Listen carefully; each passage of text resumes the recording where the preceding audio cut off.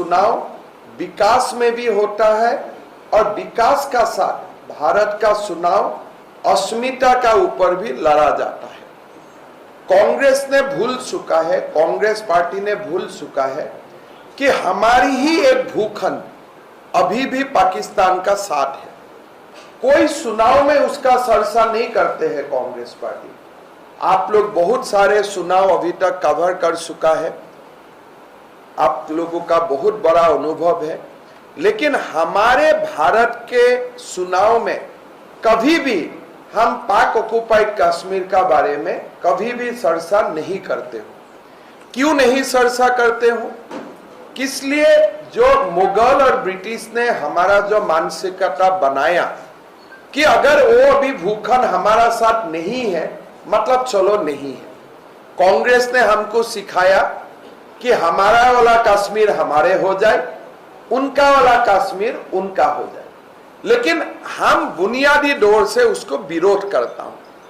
हम नहीं मानता हूं कि पाकिस्तान का पास कोई कश्मीर होना चाहिए। पहला बार जम्मू कश्मीर का डिलिमिटेशन हुआ सीटों का, बहुत ये मीडिया में बहुत ज्यादा चर्चा नहीं हुआ है। जब डिलिमिटेशन हुआ, मोदी जी ने सबसे पहले इसका एक बहुत बड़ा प्रोविजन रखा कि जम्मू कश्मीर विधानसभा में पाक ऑक्युपाइड कश्मीर से भी विधायक बनेगा। ऐसा नहीं है कि हमारा वाला कश्मीर से बनेगा, वो भी हमारा है, वहां का भी रिप्रेजेंटेटिव हमारा होना पड़ेगा। हमारा देश को राम मंदिर मिला, देश गर्वित हुए। देश का बहुत बड़ा एक संख्यक लोगों को लगता है कि औरंगजेब का समय में, बाबर का समय में हमारा साथ जो नाइंसाफी हुआ, आज वो नाइंसाफी बहुत दूर तक रामलाला का मंदिर ने वो नाइंसाफी को मिनिमाइज किया। लेकिन वहां समाप्त नहीं होते हैं। कांग्रेस का समय में हमारे मंदिरों का एक अधिनियम बनाया, पार्लियामेंट में एक बिल बनाया, एक कानून बनाया कि राम मंदिर का बारे में तो चर्चा कोर्ट में हो सकता है, लेकिन कृष्ण जन्मभूमि और काशी का ज्ञानवापी मस्जिद का बारे में कोई भी कोर्ट चर्चा नहीं कर सकते। इन्हें हुए कांग्रेस का समय में ऐसा कानून बनाया गया कि no civil court, no high court, no supreme court can adjudicate on the ownership on Krishna Janmabhoomi and Gyanvapi, so called Gyanvapi Masjid. ऐसा कानून को मंजूरी है जो कानून हमारे भगवान का जन्मभूमि में भी हमें मंदिर बनाने अनुमति नहीं देते हैं। हमारा देश को यूनिफॉर्म सिविल कोड का जरूरत है। हमारे देश का हम मानते हो, हमारा भारतवासी हमेशा मानते हैं कि हम एक धर्मनिरपेक्ष देश है, लेकिन जो धर्मनिरपेक्षता का जो परिभाषा है, वो परिभाषा हमारा अपना परिभाषा है। जो वेस्टर्न कॉन्सेप्ट ऑफ सेकुलरिज्म वो हमें मंजूर नहीं है। हमारा जो सेकुलरिज्म है वो हमारा सिविलाइजेशन से उनको हम लोगों ने डेवलप किया है। वसुधैव कुटुंबकम से हम लोगों ने इसको डेवलप किया है और आज का दौर में हम लोग पहुंचा हूं। हम मानते हो कि हमारा देश का कोई कौम का पर्सनल लॉ का होना धर्मनिरपेक्ष देश में कभी होना नहीं चाहिए। आज मुसलमान समाज काफी दौर तक शरिया कानून को मानते हैं और देश का कानून इसे इजाजत देता है। उसका कारण क्या है? बाल विवाह होते हैं। उसका कारण क्या होता है? चाइल्ड मैरिज, मुस्लिम रजिस्ट्रेशन एक्ट में रजिस्ट्रेशन हो जाते हैं। एक एक लोगों को 4 शादियां करने का अनुमति मिलते हैं और हमारे बेटियों को अपना पिता का संपत्ति का ऊपर कोई अधिकार नहीं मिलते। हमारा सेकुलरिज्म का जो परिभाषा है ये हमें सिखाता है कि अगर मुस्लिम समाज में भी हमारे माताओं और बहनों का साथ नाइंसाफी किया गया है, उनको भी सुधारना पड़ेगा। देश में यूनिफॉर्म सिविल कोड आना पड़ेगा और हमारा संविधान का directive principle of state policy हमें निर्देशित करता है कि आप देश में यूनिफॉर्म सिविल कोड लाइए।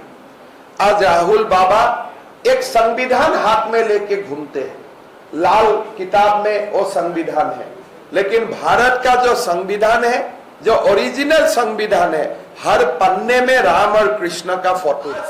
हमारे राहुल बाबा का जो संविधान है, जो मीडिया में दिखाते हैं, लाल है। हमारा संविधान कभी लाल नहीं था और लाल हो ही नहीं सकता है। चाइना का जो संविधान है वो रेड कलर का हो सकता है, हमारा संविधान का कलर रेड नहीं है। इसलिए हमें हमारा देश को कोई रिवॉल्यूशन से नहीं बनाया, हमने हमारा देश को सिविलाइजेशन से बनाया है। हमारा देश का विकास, हमारा देश का आविर्भाव कोई रिवॉल्यूशन से नहीं हुआ है। हमारा देश का जो डेवलपमेंट हुआ है वो बौद्ध से लेकर महावीर जैन से लेकर वेद पुराण उपनिषद से आज हम यहां तक पहुंचा हो। हम राहुल बाबा को पूछना चाहता हूं, आप जो संविधान दिखाता है वो संविधान में directive principle of state policies है कि नहीं? अगर है तो आप क्यों बोला है कि मैं पर्सनल लॉ को स्ट्रेंथन करने जाऊंगा? आपने क्यों अपना घोषणा पत्र में बोला कि Congress will strengthen personal laws? किसलिए हमारा संविधान में लिखा हुआ है कि हमारा देश में पर्सनल लॉ हो ही नहीं सकता है, हमारा देश में शरिया का कानून हो ही नहीं सकता है, हमारा देश में यूनिफॉर्म सिविल कानून लागू होगा, यह संविधान में लिखा हुआ है।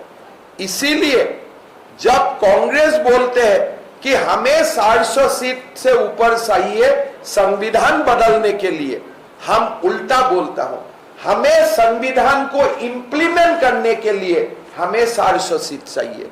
Jammu Kashmir as per the constitution of India हमारा है, पूरी की पूरा जम्मू कश्मीर हमारा है और वो जम्मू कश्मीर को पूरा की पूरा भारत में लाना हमारा कॉन्स्टिट्यूशनल रेस्पॉन्सिबिलिटी है और वो संविधानिक जिम्मेदारी को निभाने के लिए हमें 400 पार सीट चाहिए। हम यूनिफॉर्म सिविल कोड देश में लाना हमारा संवैधानिक जिम्मेदारी है। उनको रिफ्लेक्ट करने के लिए, यूसीसी लाने के लिए हमें 400 से ऊपर सीट चाहिए। हमारा देश का इकोनॉमी अमेरिका और चाइना से भी बाई 2047 ऊपर ले जाने के लिए हमें 400 से ऊपर सीट चाहिए। आरक्षण एसटी को मिले, शेड्यूल कास्ट को मिले, ओबीसी को मिले, लेकिन बैकडोर में मुसलमान को ना मिले। इसके लिए हमारा जो संविधान सभा ने हमको निर्देशित करके दिया है कि आरक्षण जाति का आधार में होगा, आरक्षण धर्म का आधार में नहीं होगा, उनको इंप्लीमेंट करने के लिए, मुसलमान रिजर्वेशन खत्म करने के लिए हमें 400 प्लस सीट चाहिए। आज झारखंड में एक मंत्री का सचिव का निवास में 36 करोड़ मिला है, एक राज्यसभा सांसद का निवास में 300 करोड़ से ऊपर कैश मिला है। मतलब और तो बहुत कुछ जमा है और तो बहुत कुछ निकालना है।